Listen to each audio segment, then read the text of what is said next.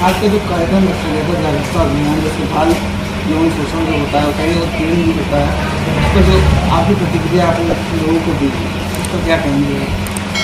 तो मैं ये कहूँगी कि जो बाल यौन शोषण है वो इतना बढ़ता जा रहा है। आज के परिप्रेक्ष्य में अगर हम देखें तो बाल यौन शोषण बढ़ता ही जा रहा है, लेकिन इसके पीछे कारण क्या है? कारण है सोशल एक्सपोजर। बच्चों को इतना एक्सपोज मिल रहा है और लोगों में अवेयरनेस कम है।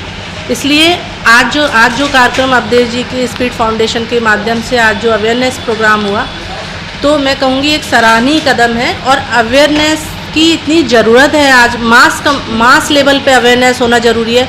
इसमें मीडिया का बहुत सहयोग हो सकता है। अगर मीडिया भी चाहे तो मीडिया इतना सोशल अवेयरनेस क्रिएट कर सकती है। जिस तरह से न्यूज़, हम बहुत सारी न्यूज़ ऐसी दिखाते हैं जिस पे कि कोई मतलब नहीं होता, लेकिन जहाँ बच्चों की बात आती है, बच्चों की अवेयरनेस क्रिएट करने के लिए मीडिया कुछ बीच में जब न्यूज़ देता है तो बच्चों को अवेयरनेस भी क्रिएट करे, ठीक है।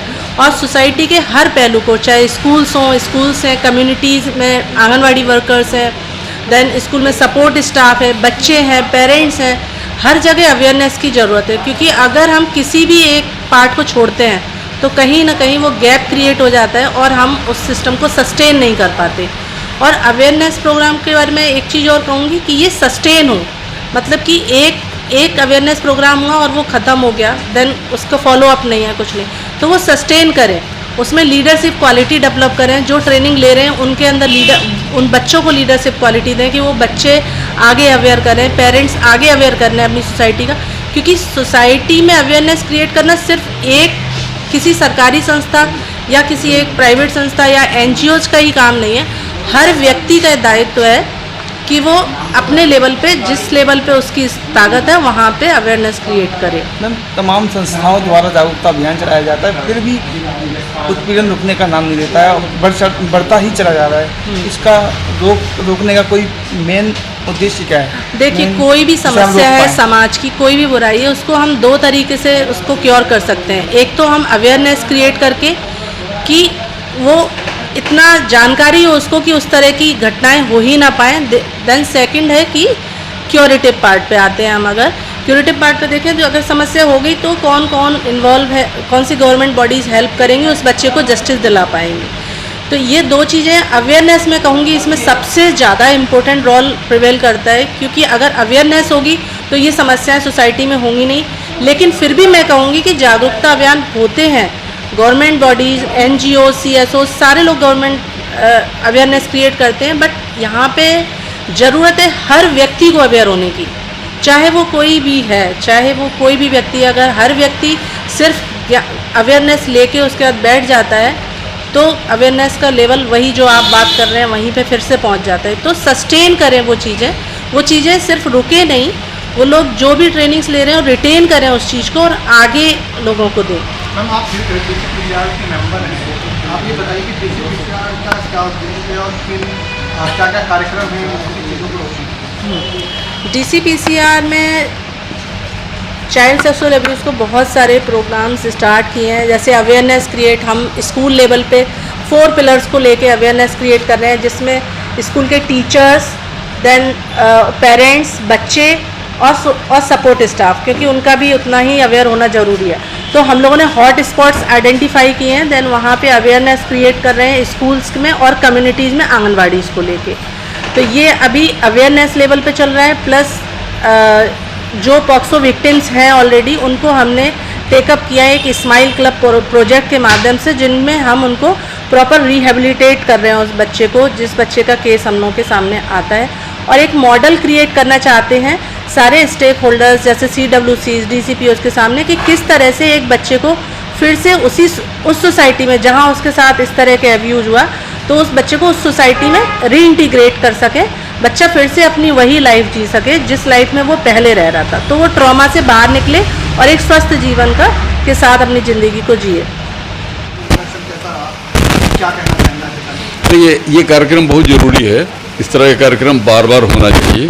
हम 3 स्ट्रेटजी मुख्य रूप से इस तरह की चीज़ों को दूर करने के लिए समझते हैं। एक है, मैंने अभी आपसे कहा कि कैसे तुरंत उसके निवारण के लिए उसको एड्रेस करें हम 2 लेवल पर, एक जुडिशरी के लेवल पर और एक सामाजिक स्तर पर। बच्चे का भला करके, बच्चे के परिवार के साथ में अच्छा जो है बच्चे उसके कंप्लीट रिहेबिलिटेशन के लिए क्या कर रहे हैं ये। दूसरा है कि कम्युनिटी का कैपेसिटी बढ़ाने की ज़रूरत है। कम्युनिटी इसको कैसे एड्रेस करेगी खुद अपने स्तर से, अपने परिवार के अंदर में, अपने समाज के अंदर में, और लार्जर जो है वो जिला और देश के परिदृश्य पे। तो इस परिदृश्य पे अगर काम कराना आप चाहते हैं तो उनका कैपेसिटी बढ़ाना चाहिए। कैपेसिटी बढ़ाएंगे कब? जबकि आप बताएंगे कि एक कानून क्या है, इस तरह का घटना होने से करना क्या चाहिए। एक तो रिपोर्ट करना, और इस घटना होने से पहले ये बच्चे अपने माँ बाप को बताते हैं चीज़ें, तो माँ बाप अगर अवगत रहेंगे कि ये एक कानूनी जुर्म है, तो उस जुर्म के खिलाफ में क्या करना चाहिए उनको। आज के भी जो हम यहाँ जो ट्रेनिंग रखी है, उस ट्रेनिंग में बताया कि कौन कौन स्टेक होल्डर्स हैं जिनसे उनको बात करने की ज़रूरत है। चाइल्ड लाइन है, दिल्ली कमीशन है, डिस्ट्रिक्ट चाइल्ड प्रोटेक्शन यूनिट है, या और जो संस्थाएं हैं, पुलिस है सबसे महत्वपूर्ण एक रोल में, चाइल्ड वेलफेयर कमेटी है। इन सारों को अगर आप बताते हैं और इनके जो नंबर्स हैं इन तक एक मैसेज पहुंचती है, तो उस बच्चे का भला होगा, और जिससे कि समाज के अंदर में आने के बाद हम एक चेंज देख सकते हैं। तो ये बहुत महत्वपूर्ण है, बिल्डिंग कम्युनिटी कैपेसिटी, उसी का एक रोल था। इसको कि ज़्यादा से ज़्यादा करने की ज़रूरत है, क्योंकि अवेयरनेस तो हम आम लोगों को तक पहुंचाते हैं, कुछ माध्यम से, कुछ पोस्टर से, कुछ से बताते हैं, लेकिन वहाँ ये केसेस भी डिस्कस होते हैं। हमने 2-3 एग्जाम्पल भी यहाँ पर आज डाले हैं कि इस घटना में क्या हुआ था, और माँ बाप और बच्चे किस तरह से जब सामने लाए उन चित्रों को, उन घटनाओं को, तो उसका निवारण हुआ, बच्चे का भी के ऊपर भी निवारण हुआ, और उसके पीनल एक्शन हुआ। और इसका एक समाज उस सोसाइटी में जहाँ ये हुआ, उस सोसाइटी में दोबारा कोई इस तरह का घटना करने से डरेगा। तो इसका बहुत महत्वपूर्ण भूमिका है, और इसको बार बार और ज़्यादा से ज़्यादा लोगों के साथ करने की ज़रूरत है। जितनी बातें घटना घटने के बाद जी, ये जो जागरूकता कार्यक्रम चलाए जाते हैं उनको रोकने के लिए चलाए जाते हैं। दिल्ली देश की राजधानी है, इस दुनिया में एक दूसरी राजधानी के तौर पर भी जाना जाता है वर्ल्ड। तो लेकिन ये जो कानून है, क्या इसमें ऐसा कोई प्रावधान है कि कोई घटना घटने से पहले इसको रोकने की परिस्थिति में हो जाती है? अभी जो आपसे मैंने बात की ना, बात है, हाँ, अभी जो बात में की community capacity building, capacity building इसलिए नहीं कर रहे हैं कि रोक की होने के बाद का घटना का अब ये लीजिए, इसको कम्युनिटी का कैपेसिटी बढ़ा रहे। एक्ट, पोक्सो एक्ट क्या है, अगर लोग जानते हैं तो पोक्सो एक्ट के बारे में लोगों को पता है, तो जानकारी अपने बच्चों को देंगे, स्कूल्स में, अपने घरों में, कहीं भी अगर इस तरह का जरा भी सुनते हैं हेरासमेंट कहीं किसी को कोई कर रहा है, तो उसका संज्ञान लेंगे। तो हेरासमेंट अगर एक बार कोई किया, किसी ने विसिल बजाया, किसी ने टॉन्टिंग किया, किसी ने उसके फ़ोन करके उसे परेशान किया, किसी ने टच किया, तो उस अवसर पर अगर तुरंत संज्ञान में लिया गया तो वो बड़े घटना से हम बच सकते हैं। और इसीलिए कैपेसिटी बिल्डिंग दिया, कैपेसिटी बिल्डिंग और अवेयरनेस तो एक जनरल अवेयरनेस होती है, ये इसीलिए किया जाता है कि ये प्रिवेंटिव मेजर्स है।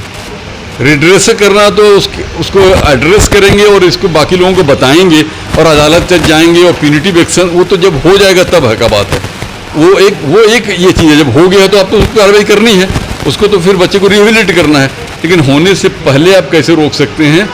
कम्युनिटी का एक फोर्स तैयार करके, उनका कैपेसिटी बिल्डअप करके, उनको तैयार करके, ताकि होने से पहले वो उसके पीछे चले जाएं, अपने बच्चों को बताएं कैसे प्रिवेंशन किया जा सकता है। कोई अगर आपको टच कर रहा है तुरंत माँ बाप को बताओ, उसी दिन माँ बाप तुरंत उसके ऊपर में जो है कार्रवाई करेंगे। तो ये प्रिवेंटिव होना ज़रूरी है, प्रिवेंटिव होने से ही हम इसको रोक सकते हैं। जी जी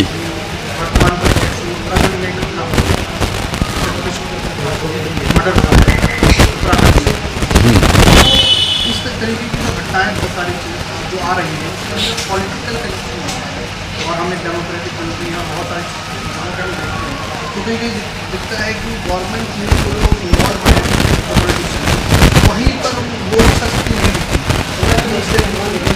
क्योंकि वो खुद इन्वॉल्व है। देखिए, इसमें बहुत आपने अच्छा सवाल किया कि पॉलिटिकल विल की कमी है, इसको मानना पड़ेगा। और पॉलिटिकल विल तभी बढ़ेगा जबकि इसके साथ में जो वोट बैंक है वो इसको अपना इशू मानेंगे। बच्चे तो वोट देंगे नहीं, तो बच्चे के पेरेंट देते हैं, बच्चे के जो एडल्ट भाई बहन है वो देते हैं। तो ये ज़रूरी है कि इसीलिए कहा कि capacity building of those people और वो इसको अपना स्टेक समझें। कल के दिन अगर ऐसा कोई घटना होता है तो वो मिलकर इसके खिलाफ में आवाज़ उठाएं और मिलकर ऐसे बातों जो भी सामने आता है, वो पॉलिटिकल हो, बिजनेस क्लास का हो, एलिट क्लास का हो, उनके खिलाफ में आवाज़ उठाएंगे वो लोग। अगर वो समझेंगे कि ये बच्चों का इशू नहीं, मेरा इशू है, क्योंकि बच्चा मेरा है ना, तो वो जब वो परिस्थितियाँ बदलेंगी, जब वो वोट बैंक उससे मुतासिर होगा कि अगर हम ऐसा काम नहीं करेंगे तो हमारे वोट जो है इसे कटेंगे, तो निश्चित रूप से पॉलिटिकल विल से बढ़ेगा। वो आपको विल बढ़ाने की ज़रूरत है वहाँ।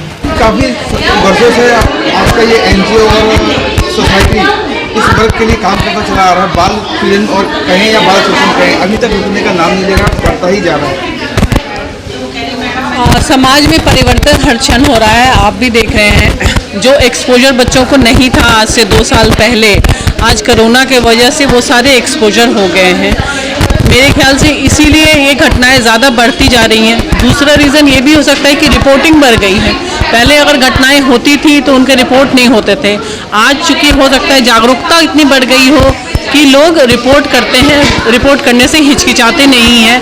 हमारे NGO और हमारे जैसे अन्य NGO के लगातार वर्क करने से जागरूकता समाज में ज़रूर फैली होगी, जिसकी वजह से रिपोर्टिंग आज की डेट में हाई हो रही है। लोग भी सपोर्ट नहीं करते, हाँ, बात को दबाने की कोशिश करते हैं। हाँ, ये एक एग्जाम्पल देके मैंने समझाया था ना कि हो सकता है जो विटनेस है वो खुद हॉस्टाइल हो जाए। अगर मान लो बच्ची खुद भी हॉस्टाइल हो जाए, लेकिन साक्ष्य हैं, एविडेंस हैं और केस बना है अक्यूज के ऊपर, तो अक्यूज को सज़ा मिलती है। ऐसे केसेस हमने देखे हैं जहाँ पर विटनेस हॉस्टाइल हो गई, don't know the reason why, लेकिन फिर भी अक्यूज को सज़ा मिली। तो हो सकता है कि परिवार, मेरे ख्याल से परिवार को तो साथ देना चाहिए, क्योंकि ये बहुत ज़्यादा हिम्मत का काम है कि कोई बच्चा निकल के आके ऐसी बातें बता रहा है। इसीलिए परिवार को साथ देना चाहिए अपने बच्चे का, चाहे जो भी परिस्थिति हो। आप साथ देंगे तो समाज खड़ा है आपके लिए साथ देने के लिए, बीड़ा उठाने के लिए, लेकिन सबको मिलके सबके साथ चलना है। आप तमाम तरीके से ये जागरूकता अभियान चलाते हैं, हर नए तरीके से चलाते हैं। इस बार आपने आंगनवाड़ी वर्करों को उसमें इकट्ठा किया और जागरूक करने की कोशिश की, ताकि उनके माध्यम से लोगों में और परिवारजनों में भी जागरूकता फैले। इस पर आगे की प्रतिक्रिया क्या रहने वाली है? क्या उनके माध्यम से परिवारजन जागरूक होंगे? हमें उम्मीद है, क्योंकि आंगनवाड़ी वर्कर्स जो होती हैं वो समाज से बहुत अच्छे से जुड़ी हुई होती हैं, एक तरह से उनमें पिरोई हुई होती हैं, उन्हीं के बीच में से एक होती हैं। तो अगर हमारी आंगनवाड़ी वर्कर्स कोई बात कहेंगी तो उनका जो लोकल लोग हैं वो उनकी बातों को सुनेंगे और समझेंगे, और अगर उनके आसपास ऐसी कोई बात हो रही होगी तो वो रिपोर्ट करेंगे, ताकि ये समाज और सशक्त हो सके। सर, लगातार काफ़ी वर्षों से आप इस प्रोग्राम को चला रहे हैं। बाल यौन शोषण जो भी होते हैं उसके लिए लोगों को जागरूक करते हैं। आज आपने अपने इस कार्यक्रम में आंगनवाड़ी वर्करों के जो लीडर्स हैं उनको बुलाया था। क्या रहा आज का कार्यक्रम और कैसे उन लोगों को जागरूक किया आपने और कैसे उनकी प्रतिक्रिया रहने वाली है? Thank you. हम लोग ज़रूर स्पीड और NSCG, peacock, world vision and BMZ Germany सब मिलकर इस कार्यक्रम को आयोजित कर रहे हैं। हमारा मुख्य उद्देश्य रहा है कि बच्चों के साथ होने वाली घटनाएं, यौन शोषण की घटनाएं जो हैं उनको कम किया जा सके, ख़त्म किया जा सके समाज से। आज के कार्यशाला में हमारे बीच में आंगनवाड़ी की सुपरवाइजर्स और कुछ टीचर्स और अलग अलग स्टेक होल्डर्स के लोग, पुलिस के लोग, वेलफेयर डिपार्टमेंट के लोग भी सम्मिलित हुए। कम्युनिटी के लोग थे, चाहे आनंद पर्वत, पहाड़गंज और पटेल नगर, रैगरपुरा, करोल बाग, इस एरिया के सेंट्रल डिस्ट्रिक्ट के लोग थे, जिनके साथ हम लोग काफ़ी लंबे समय से काम कर रहे हैं। लोगों को जागरूक किया जा रहा है कि अगर इस तरह की घटनाएं घटती हैं तो पोक्सो एक्ट क्या कहता है, JJ एक्ट क्या कहता है और हम कहाँ पे रिपोर्ट करें। सबसे बड़ी बात है रिपोर्टिंग का, कि लोगों को रिपोर्ट करना चाहिए। अगर ऐसी घटना घट रही है किसी भी, चाहे लड़का हो, लड़की हो या इवन ट्रांसजेंडर हो, तो किसी के साथ भी कोई घटना घटती है तो उस घटना को हम रिपोर्टिंग करें, आगे तक पहुंचाएं, ताकि ये घटना आगे आने वाले दूसरे बच्चों के साथ न घट पाए। सर, ये जो घटनाएं घटती हैं लगातार आप देखते भी होंगे, कई वर्षों से चली आ रही हैं और घटनाएं बढ़ रही हैं घटने के बजाय, लेकिन उसमें संज्ञान लेने की बात कहें, आप जैसे संस्थाओं द्वारा संज्ञान भी लिया जाता है, परंतु उनके परिवारजन जो होते हैं वो खामोश होकर बैठे रहते हैं। बिल्कुल, समाज में हम लोग हैं और सामाजिक मनुष्य एक सामाजिक प्राणी है। समाज में रहते हुए इस तरह के दबाव आते हैं, जब हमारे घर और परिवार का कोई सदस्य इस तरह की घटना हमारे बच्चे के साथ करता है तो स्वाभाविक है कि उस समय लोग सोचते हैं कि कहीं हमारी रोजी रोजगार है। किसी बच्चे का बाप अगर किसी तरह की घटना कर गया तो सोचते हैं कि पिता नहीं रहेगा तो घर का कैसे चलेगा। तो इस तरह के बहुत सारे परेशानियां होती हैं और परिवार के लोग दबाते हैं कि हमारी इज्जत का सवाल। लेकिन समस्या ये है कि अगर हम उस मुद्दे को अभी नहीं उठाएंगे तो आगे जानकर आज एक बच्चे के साथ हो रहा है, कल दूसरे बच्चे के साथ घटना घटेगी, परसों तीसरे के साथ घटेगी, आज पड़ोसी के बच्चे के साथ घटना घट रही है, कल हमारे बच्चे के साथ भी घटना घट सकती है। तो इसलिए हमें इसकी रिपोर्ट करना, जागरूकता फैलाना, ये हमारा मेन मकसद है और इस घटना को तभी मिनिमाइज किया जा सकता है। स्वाभाविक है ये घटनाएं आज से नहीं, बहुत पहले से वर्षों से होती आई हैं। अब लोग जागरूक हो रहे हैं, इसलिए रिपोर्टिंग भी हो रही है, समाज में बातें उठ रही हैं और बहुत लोग जागरूक हो रहे हैं। हमें खुशी होती है कहने में कि हमारे यहाँ पे आसपास के जिन एरिया में हम लोग काम कर रहे हैं, चाहे वर्ल्ड विजन और पीकॉक सब मिलकर NSCG के बैनर तले सारे काम कर रहे हैं, BMZ के साथ मिलकर, तो स्पेड सोसाइटी मिलकर, तो हमारी जागरूकता की देन है कि लोग रिपोर्टिंग कर रहे हैं। हमारे बच्चे पहाड़गंज में ऐसे बच्चे हैं कि जो स्कूलों में बच्चों के साथ सेशन ले रहे हैं, दूसरे बच्चों को बता रहे हैं कि 1098 क्या है और पोक्सो एक्ट क्या है। अगर किसी बच्चे के साथ घटना घट रही है तो उसको दबाओ नहीं, उसको आगे बढ़ाओ। तो हमें बड़े अच्छा लगता है कि नहीं, हाँ हमारी मेहनत रंग ला रही है। और आनंद पर्वत में आए दिन परेशानियां आती थी, महिलाएं लड़कियों के साथ छेड़खानी की होती, उस एरिया में लोग जागरूक हो रहे हैं, पुलिस तक जाके रिपोर्टिंग कर रहे हैं, पुलिस को बोल रहे हैं कि नहीं यहाँ पे इस तरह के लोग बैठ रहे हैं, इस तरह से लड़कियों के साथ छेड़खानी हो रही है, तो उसमें आगे आ रहे हैं, पहले आने से डरते थे। तो ये हमें बड़ी खुशी हो रही है कि हम लोग मिलकर सब साथ में इस मुद्दे पर लड़ाई लड़ रहे हैं।